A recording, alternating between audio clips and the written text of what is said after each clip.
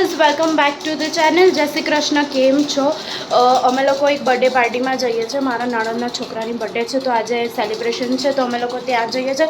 હું રેડી થઈ ગઈ છું અને જે અમે ડ્રેસ પહેર્યો છે મેં સાડીમાંથી રેડી કરાવડાવ્યો છે. Outfit from sari. હું તમારે બતાવું કે કેવું લાગે. જો આ મારો લુક છે. આ સાડીનો આખો આમ મસ્ત અનારકલી ટાઈપ એને મસ્ત બનાવડાયો છે. દાનું ખસતું બેટા વચ્ચેથી ફાઇન છે.